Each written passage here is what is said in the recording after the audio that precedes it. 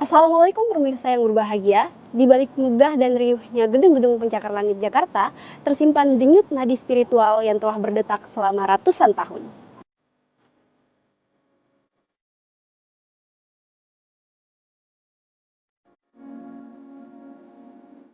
Ibu kota bukan hanya menjadi pusat peradaban modern, melainkan hamparan tanah yang menjadi saksi bisu bagaimana cahaya Islam masuk, mengakar, dan ikut memperjuangkan kemerdekaan bangsa ini.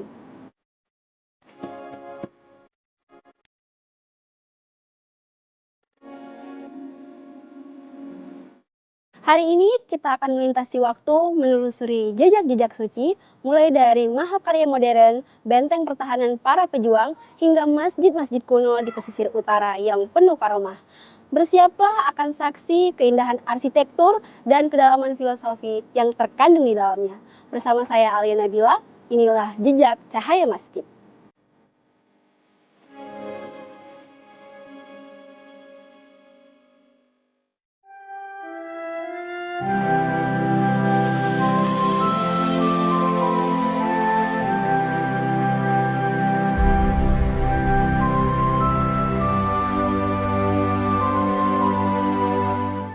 Kita mengawali pengembaraan suci ini dari jantung pertahanan spiritual bangsa, sebuah monumen rasa syukur yang berdiri megah menantang langit Jakarta.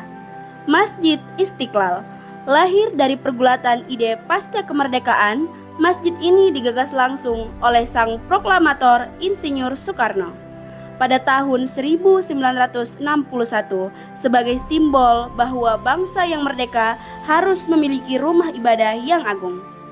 Melalui sebuah sayembara ketat, sejarah mencatat takdir yang unik. Cetak biru masjid terbesar di Asia Tenggara ini justru lahir dari tangan dingin Frederick Silaban, seorang arsitek penganut Kristen Protestan. Realitas ini menjadi penegas bahwa sejak awal berdirinya, Istiqlal dirancang sebagai ibu bagi keberagaman, sebuah benteng toleransi yang merangkul pluralisme Nusantara. Jika kita menguliti arsitekturnya, Istiqlal adalah sebuah mahakarya matematika spiritual yang presisi. Nama Istiqlal sendiri diambil dari bahasa Arab yang berarti kemerdekaan. Tengoklah kubah raksasanya yang membentang luas. Ia memiliki diameter tepat 45 meter, sebuah penghormatan geometris terhadap tahun kemerdekaan Indonesia, yakni tahun 1945. Di bagian dalam, kubah megah ini ditopang oleh 12 tiang kolosal yang berjajar melingkar, menyimbolkan tanggal kelahiran baginda Nabi Muhammad SAW pada 12 Rabiul Awal. Bangunan utama masjid ini sengaja dirancang memiliki 5 lantai, sebuah manifesti visual dari 5 rukun Islam sekaligus 5 Pancasila yang mendasari republik ini. Tak kalah filosofis, melongoklah keluar berdiri sebuah menara tunggal yang menjulang setinggi 66,66 meter, sebuah angka ikonik yang merujuk pada jumlah ayat suci dalam Al-Quran. Istiqlal bukan sekedar Baitullah, ia adalah narasi visual tentang sebuah bangsa yang sujud bersyukur atas kemerdekaannya.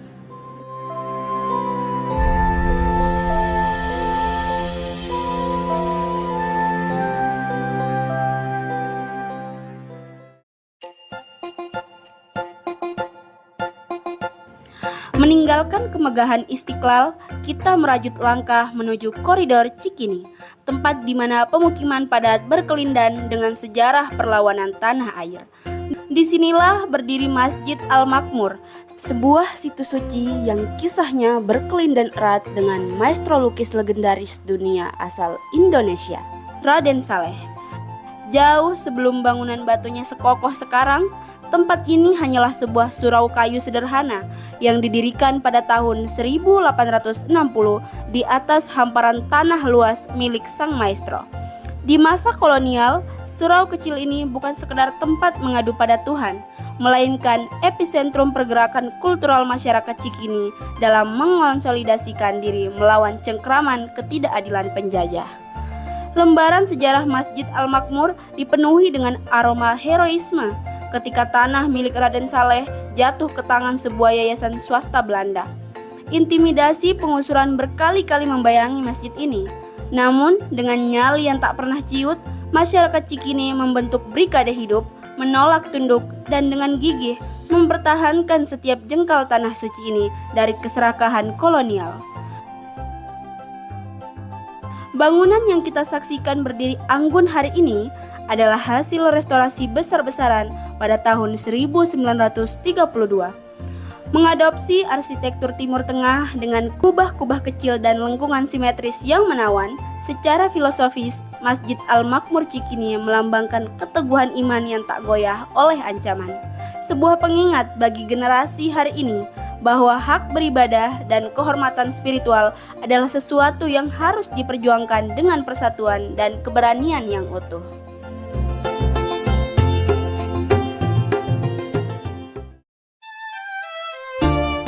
Masih tertinggal di kawasan Menteng, Jakarta Pusat, terdapat sebuah sejarah yang sangat memikat mata, Masjid Cut Mutia. Berbeda total dengan masjid-masjid konvensional yang memamerkan kubah bulat atau menara lancip. Sejak pandangan pertama, bangunan ini justru tampil dengan wajah arsitektur kolonial Belanda yang amat kental. Wajar saja sebab struktur megah ini pada mulanya sama sekali tidak dirancang sebagai rumah ibadah. Ia didirikan pada tahun 1912 sebagai kantor biro arsitek kenamaan Belanda. Seiring roda zaman yang berputar ekstrim, gedung ini sempat berganti wajah secara kelam, mulai dari kantor pos, kantor jawatan kereta api, hingga menjadi markas intelijen Angkatan Laut Jepang, Kaigun, yang ditakuti semasa Perang Dunia Kedua. Barulah pada tahun 1987, melalui perjuangan panjang tokoh-tokoh muslim dan pemuda, tempat ini resmi diselamatkan dan dialihfungsikan sepenuhnya menjadi tempat bersujud. Menjelajahi interior Masjid Cut Mutia bergaya Art Nouveau ini akan membawa kita pada sebuah keunikan yang menggetarkan hati. Karena gedung ini pada awalnya dibangun menghadap jalan raya kolonial dan bukan menghadap kiblat. Umat muslim yang ingin menunaikan sholat di sini dihadapkan pada tantangan ruang. Solusinya lahir dalam bentuk modifikasi radikal. Seluruh barisan saf di dalam masjid ini sengaja dibuat miring sejauh 45 derajat memotong garis dinding bangunan. Sudut miring saf ini memancarkan filosofi hidup yang teramat dalam. Sebuah pesan visual kepada setiap manusia bahwa dalam mengarungi kehidupan yang penuh dengan aturan duniawi, kita harus rela memiringkan ego, mengubah haluan, dan menyesuaikan diri demi menyelaraskan hidup pada satu garis kebenaran ilahi.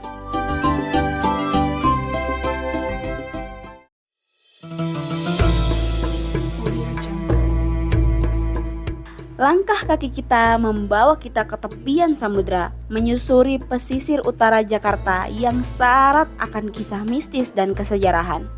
Disinilah di tengah embusan angin laut berdiri Masjid Keramat Luar Batang. Didirikan pada tahun 1736, masjid ini diinisiasi oleh seorang ulama besar bertangan dingin asal Hadramaut Yaman, bernama Al-Habib Hussein bin Abu Bakar Al-Aidrus. Di masa ketika Batavia dikepung oleh benteng-benteng perdagangan VOC yang kaku, tempat ini hadir sebagai oase, sebuah jangkar spiritual tempat masyarakat pesisir, para nelayan, hingga para pedagang antar pulau mempertautkan hati mereka pada ajaran Islam yang sejuk dan mengayomi. Nama Luar Batang sendiri bukanlah sekadar penanda geografis, melainkan sebuah narasi yang lahir dari peristiwa karomah yang melegenda. Alkisah, ketika Habib Hussein wafat, pemerintah kolonial VOC bersikeras untuk memakamkan jenazah beliau di pemakaman umum. Namun, keajaiban berulang kali terjadi. Setiap kali rombongan pengantar jenazah tiba di lokasi pemakaman, kurung batang atau keranda kayu yang digotong mendadak ditemukan kosong. Anehnya, jenazah sang ulama selalu kembali ditemukan berada di dalam rumahnya sendiri di pesisir ini. Peristiwa ini membuat pemerintah kolonial menyerah dan mengizinkan beliau dimakamkan di tempat ini. Kompleks makam suci yang berada di dalam masjid ini melambangkan penghormatan abadi bagi mereka yang mendedikasikan hidupnya untuk Tuhan. Arsitekturnya yang memadukan corak lokal Betawi, dekorasi Arab, dan pilar kolonial menjadi muara bagi ribuan jiwa yang datang hingga hari ini. Mencari berkah, menenangkan batin, dan merenungkan arti sebuah pengabdian yang tulus.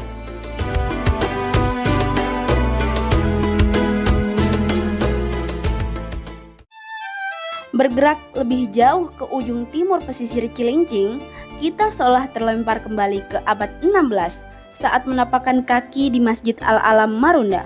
Dikenal luas oleh masyarakat lokal sebagai Masjid Si Pitung, bangunan bersahaja ini dilingkupi oleh mitos tutur yang luar biasa.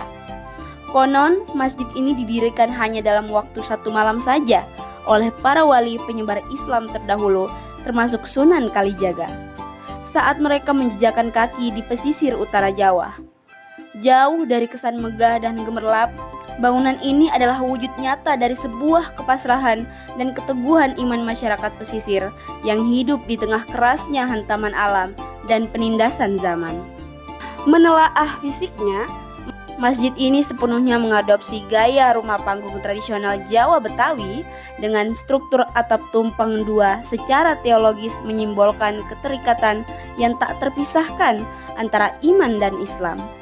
Salah satu detail filosofis paling menyentuh adalah konstruksi pintunya yang sengaja dibuat sangat rendah. Desain ini memaksa siapapun tanpa memandang kasta, kekayaan, atau jabatan untuk menundukkan kepala dan membungkukkan badan saat melangkah masuk ke dalam ruangan sholat. Ini adalah simbolisasi mendalam arti dari sifat tawadu atau kerendahan hati mutlak manusia di hadapan Sang Kholik. Di tempat yang sunyi ini pula, pahlawan legendaris Betawi Si Pitung dikabarkan sering mengasingkan diri untuk beriktikaf, berzikir, dan mengasah batinnya. Tempat ini mengajarkan kita sebuah esensi penting, bahwa kekuatan fisik yang hebat dan perjuangan fisik yang melelahkan harus selalu lahir dari hati yang terpaut erat pada sajadah sholat.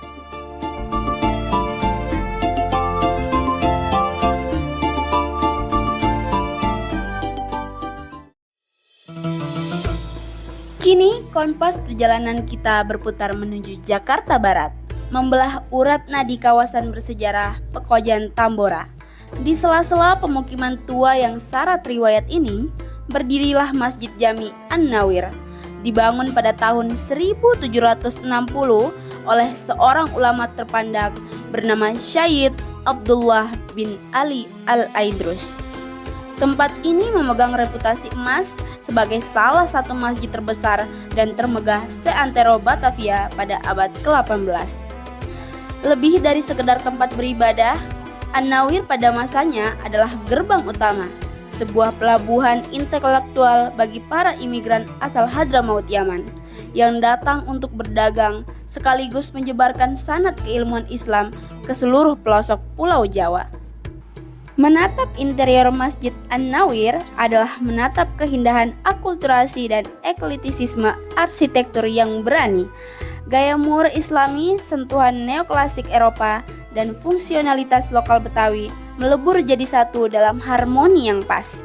Begitu melangkah ke dalam ruang sholat utama, mata kita akan terpaku pada keberadaan tiang-tiang silinder raksasa yang berjumlah tepat 33 tiang. Angka ini bukanlah sebuah kebetulan arsitektural, melainkan sebuah pengingat zikir, sebuah simbol matematika dari jumlah bacaan tasbih, tahmid, dan takbir yang dilantunkan umat muslim setiap kali menyelesaikan sholat fardu. Ditambah lagi dengan mimbar kayu jati yang berukir indah, pemberian dari Sultan Pontianak yang masih terawat kokoh hingga kini. An-Nawir adalah kesaksian bisu bahwa Islam masuk ke Nusantara dengan merangkul ragam etnisitas, menjadikannya sebuah ruang asimilasi budaya yang damai tanpa pernah kehilangan kemurnian akidahnya.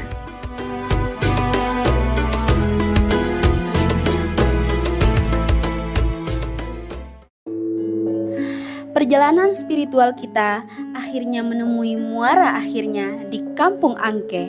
sebuah wilayah yang dulunya dikenal sebagai daerah rawa-rawa terisolasi di pinggiran Batavia. Disinilah tersembunyi Masjid Jami Al-Anwar, sebuah permata sejarah yang dibangun pada tahun 1761. Berbeda dengan tempat lain, masjid ini lahir dari rahim kolaborasi multietnis yang luar biasa erat antara komunitas Muslim Banten, para pelaut Bugis, dan masyarakat Tionghoa Muslim. Di tengah pengawasan ketat tentara VOC, lokasi masjid yang tersembunyi di balik rawa-rawa ini sengaja dipilih oleh para pejuang sebagai tempat berlindung taktis, ruang rahasia untuk menyusun strategi perlawanan bersenjata guna meruntuhkan keangkuhan kekuasaan kolonial. Secara visual, Masjid Al-Anwar Angke adalah sebuah deklarasi akulturasi budaya yang paling autentik di Jakarta. Bentuk atapnya mengadopsi gaya tajuk atau limas tumpang dua khas Jawa, namun jika Anda perhatikan lebih seksama, ujung-ujung atap tersebut melengkung halus mengadopsi gaya arsitektur tradisional Tionghoa. Keunikan ini berpadu serasi dengan tiang penyangga dalam bergaya Bali, serta konstruksi pintu dan jendela kayu berukiran masif yang mengadopsi langgam arsitektur kolonial Belanda abad ke-18. Pembauran elemen-elemen etnis yang saling bertolak belakang ini membawa sebuah pesan filosofis yang sangat kuat, bahwa Islam hadir di muka bumi Nusantara bukan sebagai bulldozer yang meratakan warna-warni kebudayaan lokal. Islam hadir bagai benang sutra yang merajut perbedaan-perbedaan tersebut, mengubahnya menjadi sebuah mosaik peradaban yang indah, kokoh, dan penuh kedamaian.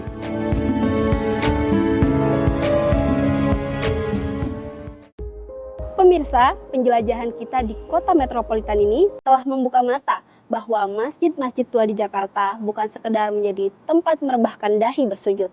Mereka adalah bentangan sejarah, monumen perjuangan, dan bukti nyata bahwa Islam masuk ke bumi Jayakarta dengan amat santun, kultural, dan merangkul semua golongan.